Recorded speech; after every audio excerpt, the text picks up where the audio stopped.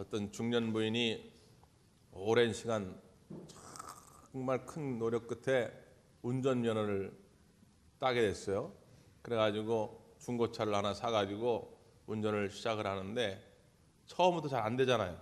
뒤에다가 초보 운전 이렇게 딱 피켓을 붙여놓고 하는데도 불구하고 가다가 이제 뭐 시동이 꺼지기도 하고 막 급정거를 하기도 하고 막 깜빡이도 없이 막 끼어들기도 하고 막 이렇게 되니까 운전자들이 짜증 나잖아요. 그럼 이제 지나가다가 남자들이 이제 쭉 유리창을 내리고 소리를 지른다고.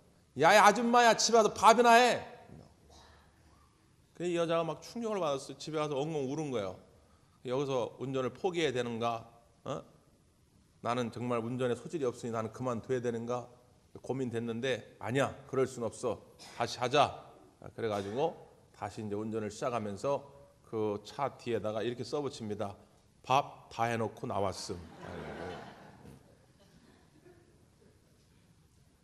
그렇죠. 운전이라는 게 하다 보면 좀 틀릴 때도 있고 좀 부딪힐 때도 있고 그런 거지요. 처음부터 완벽하게 잘하는 사람은 없습니다. 우리 인생도 비슷하지요. 제임스 dobson이라고 하는 분이 쓴 책 가운데 하나님이 이해되지 않을 때라는 제목의 책이 있습니다. 하나님이 이해되지 않을 때, 그럴 때가 있다는 거죠.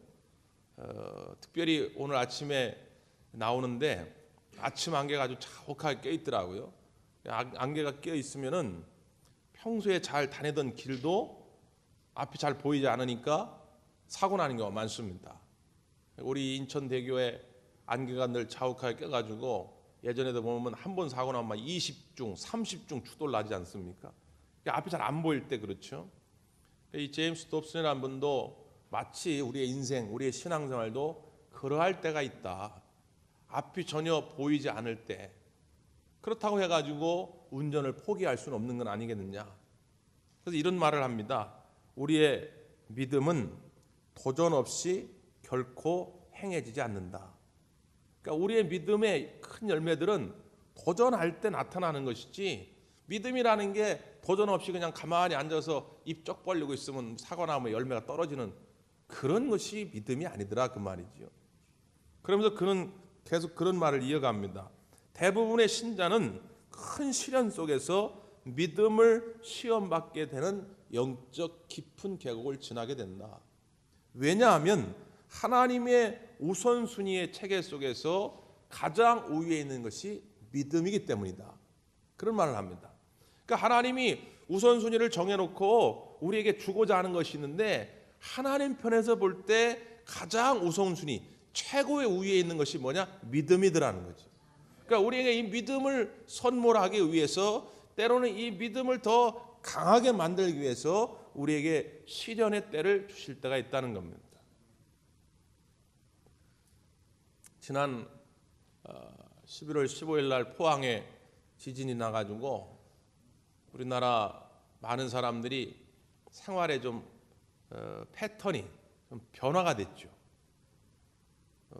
뭐 대표적인 게 역사적으로 처음으로 수능 시험이 지금 일주일 연기되는 바람에 거기에 따라 가지고 대학의 모든 일정이 지금 다 연기돼서 거기에 무슨 관련된 그 업계들, 교육계뿐만 아니라 유통업계들도 거기에 맞춰 다 계획을 세워놨는데 그것들이 다 지금 취소되고 연기되고, 여행객들도 다 일정 끝나고 가족여행 가기로 했던 게 안 돼가지고 또 다 연기되고 지금 이제 그런 상황이죠. 근데 제일 큰 변화는 뭐냐면 우리 스스로가 어떤 생각을 이제 하게 됐냐면 우리나라도 나도 예외가 아니구나. 옛날에 남의 일처럼 여겼는데 이게 우리에게도 일어날 수 있고 나에게도 일어날 수 있구나라는 생각을 하게 되면서 대비할 수 있는 방법들에 관심을 갖게 된 것이죠. 예를 들면 큰 흔들림이 있을 때는 바로 뛰쳐나가는 게 아니라 책상 밑에 같은 데 숨어가지고 머리를 보호하면서 1, 2분 정도를 지켜봐야 한답니다. 그러면서 큰 어떤 흔들림이 좀 잦아들면 그때 가방이나 방석 같은 거를 이렇게 머리에 쓰고 머리를 보호하면서 나오는데 제일 중요한 게 그 건물 외벽에서 뭐가 떨어지는지를 잘 확인하면서 나와야 된다. 그리고 일단 나오면 건물 근처에 있지 말고 공터 넓은 곳으로 가서 대피해야 된다. 뭐 그런 것들. 평소엔 잘 알지 못했던 것들, 관심 없던 것들을 이제 좀 알게 되는 거죠. 그러면 저는 이 뉴스 기사들을 통해서 제 눈에 참 확 이렇게 들어왔던 단어가 하나 있는데 그게 뭐냐면 액상화라는 말입니다. 액상화. 저는 잘 처음 들은 말이에요. 근데 내용은 아주 간단합니다. 우리가 그냥 이치적으로 쉽게 알 수 있는 건데 뭐냐면 큰 지진이 한번 오게 되면 지각이 흔들리면서 그 땅 속에 숨어있던 지하수가 흘러 터지는 거죠. 그 지하수가 흘러나오기 시작하면서 그 주변에 있는 땅들을 물컹물컹하게 만드는 겁니다. 다행히 이제 논이나 밭 같은 데는 이게 육안으로 보여요. 뉴스에서 여러분들 보셨을 텐데 물이 뽀글뽀글 올라오는 게 보입니다. 그런데 이런 건물 같은 때는 안 보이잖아요. 땅 속에. 근데 만약에 그 건물 밑에가 지금 액상화 현상이 진행이 돼가지고 땅이 물컹물컹하다면 그 건물이 언제 쓰러질지 모르는 거예요. 그래서 이번 주 중에 정부에서 발표를 한다는데 어떻게 발표가 날지 모르겠어요. 액상화된 지역이라면 당장 그 건물에 사람이 일단 나와야 됩니다. 근데 재밌는 것은 뭐냐면 이 액상화가 전 지역에서 일어난다는 게 아니라는 겁니다. 포항에서 지진이 일어났지만 그 포항 전 지역에서 지금 다 액상화 일어나는 게 아니라 어떤 곳에 일어나느냐? 토사질, 소위 말하는 모래가 많은 곳에서 이 액상화 현상이 일어난다는 거죠. 안반으로 구성된 지역에서는 그런 일이 없다는 겁니다. 지진이 일어나도 액상화 현상이 나타나질 않아요. 당연하겠죠. 단단한 반석 지역이니까 그런 것과 관계가 없는 것입니다. 우리의 인생, 우리의 신앙생활도 마찬가지 아니겠어요? 때는 우리에게 이런 큰 지진과 같은 그것이 시련일 수도 있고 하나님 주신 시험일 수도 있겠는데 하여튼 간에 내가 정말 이전에 경험하지 못했던 큰 충격이 우리에게 닥칠 수 있습니다. 그래서 뒤흔들어 놓습니다. 그래서 우리의 심령이 액상화 현상이 나타나게 되면 그냥 무너지는 거예요. 여지없이 무너지는 거죠. 근데 똑같은 상황, 똑같은 경험을 하는데 어떤 분들은요, 꿈쩍이 없어요. 흔들리지 않습니다. 그리고 그 속에서도 오히려 하나님을 찬양합니다. 왜 그럴까요? 그의 믿음, 그의 신앙의 집이 반석 위에 세워졌기 때문이라 그런 얘기죠. 여러분 혹시라도 지금 뜻하지 않았던 시련 혹은 시험 가운데 있을지라도 그게 끝이라 여기지 마시고 하나님은 이 연단을 통해서 하나님이 받으시고자 하는 큰 믿음을 우리에게 주시고자 하는 그런 과정으로 여기시길 바랍니다. 조금만 더 가면 정상이 보입니다. 흔들리지 마십시오. 근데 참 그게 쉽지 않죠. 오늘 말씀에도 보면 그래서 예수님께서 산상수훈의 말씀을 끝내시면서 두 사람의 비유를 듭니다. 지혜로운 사람과 어리석은 사람입니다. 지혜로운 사람은 어떤 사람입니까? 반석 위에 집을 지은 사람이요. 어리석은 사람은 어떤 사람이에요? 모래 위에 집을 지은 사람입니다. 겉은 똑같아요. 평소에는 알 수가 없어요. 근데 어떤 때 차이가 일어나느냐? 자, 성경을 한 번 더 보십시다. 24, 25절입니다. 24, 25절 시작.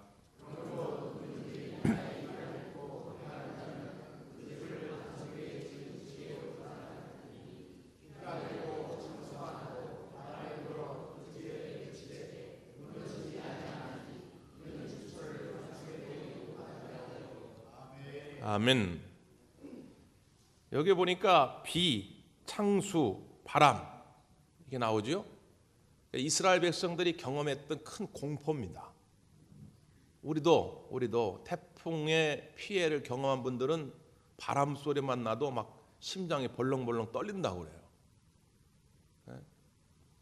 작년에 아니죠. 올여름에도 우리 교회도 저 위에 비가 많이 와가지고 샜을 때 한번 그 경험을 하고 나니까 비가 오면 계속 걱정이 돼요. 그래서 교회에 뭔 일이 없을까? 가봐야 되겠다. 걱정을 하게 되죠. 이스라엘 백성들이 이 비, 창수, 바람은 큰 공포심을 가져다주는 요인들입니다. 물론 우리나라처럼 비가 많이 오는 나라는 아닙니다. 근데 이스라엘 백성들은 주로 겨울철에 이른 비, 늦은 비가 오는데 이 중동 지역 기후의 특징이 뭐냐면 한 번 오면 몰아서 온다는 거죠. 이게 우리나라처럼 나눠 가지고 오는 게 아니라 집중호우가 내린다는 거예요. 그러면 어떻게 되느냐? 큰 반석 지역이 있는데 물이 이제 반석 지역을 가다가 막히잖아요. 그럼 반석 옆을 지나가서 틈 사이로 흘러가기 시작합니다. 그러면 반석은 상관이 없죠. 물이 거기를 지나가지 못하니까 반석은 상관이 없는데 그 반석들을 지나서 큰 도랑들이 생기기 시작해요. 그럼 생각해 보십시오. 반석 위에 기초가 있는 집은 상관이 없어요. 그런데 그 중간에 어떤 집이 있었다면 물길은 글로 다 쏠립니다. 그래가지고 물이 그쪽으로 쏠리면서 그 모래 위에 집을 지었던 집은 순식간에 무너져 버려요. 위에서는 비가 오죠. 밑에서는 창수, 물이 솟죠. 바람은 불죠. 그렇게 가옥이 무너지면 그 공포감은 이루 말할 수가 없는 것이죠. 예수님은 아버지를 도와가지고 청년 시절에 목수일을 하지 않았습니까? 그러니까 누구보다 그 원리를 잘 아시는 거예요. 그래서 지혜로운 사람은 어떤 사람이냐? 반석 위에 집을 짓는 것이다. 그러면 예수님이 우리한테 지금 무슨 건축학 개론 설명하는 것도 아니고 왜 갑자기 이 말씀을 하셨느냐? 그 반석 위에 집을 짓는다는 뜻이 뭐라고요? 24절에 그러므로 누구든지 나의 이 말을 듣고 행하는 자는, 반석 위에 집을 짓는다는 건 어떤 사람이라고요? 주님의 말씀을 듣고 행하는 것이다.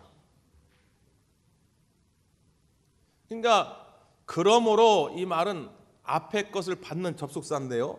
앞에 부분이 크게 보면 마태복음 5장, 6장, 7장의 산상수훈 말씀입니다. 산상수훈 내용 다 아시지요? 우리가 팔복선언으로 시작이 돼가지고 우리 그리스도인이 하나님 나라 백성들이 지켜야 할 하나님의 뜻이 뭔지를 예수님이 아주 구체적으로 설명을 해주셨죠. 그러니까 막 이때 모였던 사람들이 귀가 황홀했을 겁니다. 우리가 부흥회 끝나고 나면 막 귀가 황홀하거든요. 막 하나님의 달콤한 말씀을 듣고 나면 막 귀가 황홀해. 그런데 문제는 뭐냐? 야, 너의 귀가 황홀한 것에서 끝나면 안 된다. 지적 만족으로 끝나면 안 된다. 너희가 이 말씀을 들었거든. 어떻게 하라고요? 행해야 한다. 행해야 너희들이 반석 위에 집을 짓는 것이다. 자, 이 말씀 쉽게 우리가 와 닿죠. 자, 그런데 문제는 뭐냐면 이 말씀과 앞에 붙어서 나오는, 바로 앞에 붙어서 나오는 말씀이 조금 우리에게 의문점을 하나 갖게 합니다. 자, 그건 뭐냐면 한번 읽어보죠. 21절, 22절 시작.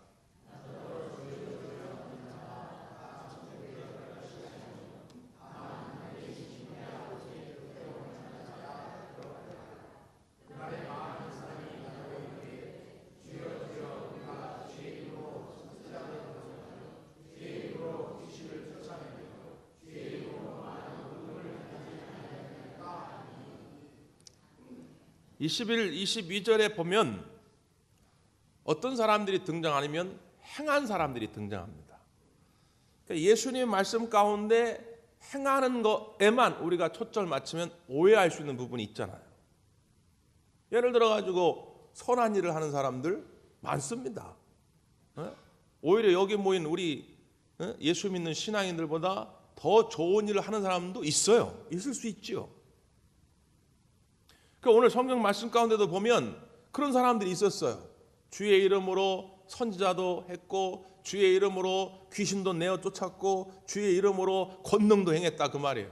주의 이름으로 찬양대도 했고, 주의 이름으로 교사도 했고, 주의 이름으로 봉사도 했고, 주의 이름으로 헌금도 했고, 주의 이름으로 목사도 했고, 주의 이름으로 장로도 했고, 주의 이름으로 권사도 했고, 주의 이름으로 집사도 했다 그 말이에요. 그런데 예수님이 뭐라고 말씀하세요? 23절 보세요. 그때에 내가 그들에게 밝히 말하되 내가 너희를 도무지 알지 못하니 불법을 행하는 자들아 내게서 떠나가라. 이게 얼마나 이 충격적인 이야기입니까? 우리가 주님의 이름으로 행했단 말이에요. 근데 예수님은 우리를 모르겠다고 하고 이 불법을 저지른 자들아 내게서 떠나가라 말씀한다. 그러니까 이것은 단순히 행한다는 데에서만 주님의 그 가르침을 끝내면 다 이해가 안 되는 말씀입니다. 자, 그럼 더 본질적인 문제는 뭘까요? 반석이 뭐냐는 거죠. 반석 위에 우리의 신앙의 집, 믿음의 집을 세운다는 할 때에 그 반석이 뭐냐? 반석이 뭐겠어요? 예수님이죠. 예수님 위에 기초를 세울 때 비바람이 불어도 무너지지 않는다는 것입니다. 왜 근데 예수님께서 이 말씀을 하셨겠어요? 산상수훈 전반에 걸쳐 가지고 예수님이 비교하면서 이것은 문제가 있다. 너희들은 이런 의를 가지면 안 된다 했던 사람들이 있어요. 누구냐? 서기관들, 바리새인들입니다. 그들의 의는 겉으로 볼 때는 우리보다 뛰어내 보입니다. 일주일에 2번 금식을 하고 소득의 11조를 온전하게 드리기 위해서 몇 시간씩 쉽니다. 농산물을 이렇게 거뒀잖아요. 그러면은 하나라도 틀리면 안 되기 때문에 쉬어요. 하나, 둘, 셋, 넷. 왜? 전체가 몇 개인 줄 알아요. 그럼 전체가 100개면 정확하게 10개를 셉니다. 근데 혹시라도 또 틀렸을지 모르니까 또 세요. 또 정확하게 11조를 세요. 그렇게 신앙생활을 하는 사람들. 기도 생활에 얼마나 열심인지 사람들 앞에서 늘 큰 소리로 주여 주여 외치는 그런 사람들입니다. 구제하기를 힘쓰는 사람들이에요. 사람들을 불러 모아가지고 언제나 자기 걸 나눠주기를 좋아했던 사람들입니다. 여러분, 우리가 함부로 서기관과 바리새인들을 욕할 수가 없거든요. 그런데 예수님은 그런 의를 갖지 말라는 것입니다. 너희들은 그런 의보다 더 좋은 의, 더 뛰어난 의를 가져야 한다는 거예요. 그게 뭘까요? 모래 위에 집을 세운다는 건 뭐냐? 그들처럼 자기 의의 기초의 신앙생활을 한다는 것입니다. 그러면요, 비바람, 아니 태풍도 필요 없어요. 산들바람 부는데 무너지더라고요. 제가 이렇게 목회하면서 보니까 우리들 그냥 모두가 다 생각하는 어떤 기준들이 있잖아요. 나름 이게 딱 법으로 정한 건 아니지만 우리가 그냥 암묵적으로 동의할 수 있는 어떤 기준. 저 집사님만큼은, 저 권사님만큼은, 저 장로님만큼은, 저분은 그래도 신앙생활 20년, 30년 했는데, 저분은 그래도 우리 대광교회 개척자신데, 저분은 그래도 헌금을 저만큼 했는데, 저분은 그래도 봉사했는데, 우리 나름 어떤 기준이 있잖아요. 그런데 어느 순간 그 모든 것을 다 부정케 하는 그런 일들이 벌어지지요. 왜 그럴까요? 이런저런 핑계와 이유를 많이 대지만 그 내면의 깊은 것을 들여다보면 지금까지 신앙생활이 자기 의의 기초의 신앙생활을 한 것입니다. 부인할 수가 없는 거예요. 그때 비바람이 몰아칩니다. 어떤 큰 충격이 옵니다. 그게 사람 때문에 올 수도 있고 돈 때문에 올 수도 있고 어떤 상황 때문에 올 수도 있고 하여튼 뭔가 와. 그러면 그 자기 의의 기초에 한 신앙생활은 무너지게 돼 있어요. 버틸 수가 없다 그 말이죠. 반석 위에 기초를 세운다는 그 무슨 뜻이냐? 예수님 위에 세우는 거예요. 사람 때문이 아니라요. 돈 때문이 아니라요. 상황 때문이 아니라요. 예수님 때문에. 지난 금요일, 토요일 날 추운데 그냥 여러분들 나오셔가지고 김장하느냐고 얼마나 고생들 하는지. 집사님 이 추운데 어떻게 와가지고 김장을 하신대? 예수님 때문이죠. 집사님 요즘 어렵다는데 어떻게 이렇게 건축원금을 많이 했어? 예수님 때문이죠. 집사님 그 상황에서 나 같으면 주먹 한 대 날아갔을 텐데 그냥 쌍욕 나왔을 텐데 어떻게 이렇게 참았대? 예수님 때문이지요. 예수님 때문에 내 인생과 신앙생활의 기초가 오직 예수님께 있을 때에 비바람이 불어도 무너지지 않더라 그 말이에요. 그게 반석 위에 세운 집이에요. 단순히 뭘 행했다는 게 중요한 게 아니란 말이죠. 서기관과 바리새인들 그 대제사장들도 다 주의 이름으로 선지자 노릇을 하고 주의 이름으로 귀신도 쫓고 주의 이름으로 권능을 행했으나 예수님은 종말의 때 난 너희들을 모른다. 너희들은 다 자기 일을 위해 산 거 아니냐. 이걸 우리가 분별할 수 있어야 한다는 거죠. 어떤 분이 젊은 시절 참 죄를 많이 짓다가 아유 나 이렇게 살면 안 되겠다 그래가지고 속세를 떠나기 위해서 수도원으로 들어갔대요. 수도원에 들어가 기도합니다. 하나님, 나는 이제는 세상 것에 미련 두지 않고 세상 욕심 갖지 아니하고 주님만 바라보며 살아보겠습니다. 근데 잘 안 되는 거예요. 하루만 지나면 또 세상 미련이 생기고 또 욕심이 생기고. 그래서 원장님을 찾아갑니다. 수도원 원장을 찾아가지고 원장님, 정말 나는 속세를 떠나고 싶은데, 나는 세상 것을 다 버리고 싶은데 세상이 나를 붙잡고 놔주질 않아요. 원장님 어떻게 하면 좋겠습니까? 이리 와보라고. 이제 수도원 뒤뜰로 데리고 가는 거예요. 갔더니 이제 큰 나무가, 이 사람이 한 사람 가지고 안 되고 한 세 사람은 이렇게 손을 연결해야 안을 수 있는 그런 큰 나무가 있어요. 원장님이 그 나무에 탁 달라붙어 가지고, 아이고 이 나무가 나를 안 놔주네, 이거 나 좀 떼어달라고, 빨리 이리 오라고. 이 젊은 사람이 보고 웃는 거죠. 아 무슨 원장님 장난하시냐고. 아니라고, 빨리 나 떼어달라고. 가지고 떼어보려고 하니까 원장님이 더 힘을 꽉 주고 나무를 꽉 붙잡는 거예요. 아이고 이 나무가 나를 붙잡네. 이 젊은이가, 아 원장님 장난하시. 아니 원장님이 지금 붙잡고 있는 거 아니냐고, 힘을 빼시라고, 이렇게 내려오면 된다고. 그냥 그 원장이 젊은이에게 답하는 거죠. 똑같다고. 지금 세상이 자네를 붙잡고 있는 게 아니라 자네가 세상을 붙잡고 있는 것이다. 힘을 빼라. 힘을 빼면 된다.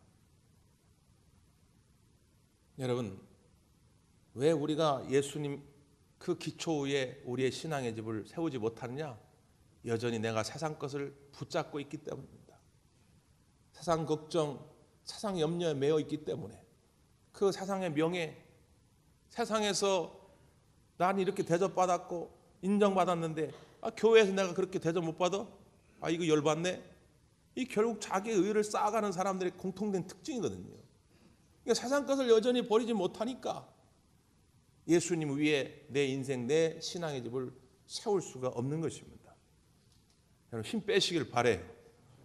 오직 예수님께 내 모든 것을, 목적과 기쁨을 두시기를 바랍니다. 구약 성경에 보면 오늘 비유의 말씀과 동일한 구조를 가진 말씀이 있죠. 제가 참 좋아하는, 저희 어머니가 늘 저한테 주었던 말씀인데 시편 1편입니다. 복 있는 사람들은 악인들의 꾀를 따르지 않는 것이다. 죄인들의 길에 서지 않는 것이다. 오만한 자들의 자리에 앉지 아니하는 것이다. 오직 그들은 여호와 율법을 즐거워하여 주야로 묵상하는 자로다.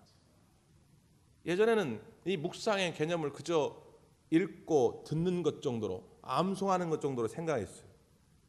한국 교회가 20세기 후반, 1990년대 후반에 선풍적인 큐티 운동을 벌이는데, 큐티라는 말이 우리말로 바꾸면 경건의 시간, 묵상의 시간, 그런 뜻입니다. 그러니까 새로운 인식을 하게 된 거예요. 이 묵상이라는 말이 그래서 단순히 머리로만 생각하는 게 아니다. 그래서 큐티하는 시간이 중요한 그 과정이 있는데, 그게 뭐냐면 하나님이 주신 음성을 가지고 내가 오늘 하루 어떻게 살아보겠다고 하는 결단을 적는 거예요. 그리고는 꼭 돌아와서 하루를 마친 다음에 그렇게 살아보았더니 어떤 결과가 있더라, 그걸 적는 겁니다. 그게 묵상이에요. 그저 듣고 읽고, 이거 참 좋은 말씀이다, 오늘도 앉아가지고 아유 목사님 오늘 설교 잘하시네, 귀만 황홀해가지고 가는 게 그게 묵상이 아니더라, 그 말이지. 그 말씀을 들었거든 결단하고 내 삶 속에 실천에 가는 거죠. 그렇게 되니까 악인들의 꾀를 따르지 않는 거예요. 죄인들의 길에 서지 않는 거지. 오만한 자들의 자리에 앉지 않는 것입니다. 그런 사람들은 시절을 따라 열매를 맺으며 그 잎사귀가 마르지 아니한 같으니 그 하는 행사가 다 형통하리로다. 복 있는 사람이 어떤 사람이에요? 지혜로운 사람이에요. 예수 그리스도, 오직 그 예수님 반석 위에 내 집을 세워가는 사람. 주님 말씀이라면 작은 것부터 큰 것까지 그저 목숨 걸고 순종해 보려고 몸부림친 사람, 이런 사람들은 복을 받을 수밖에 없는 것이죠. 오늘 그런 인생 되시기를 간절히 바랍니다. 기도하겠습니다.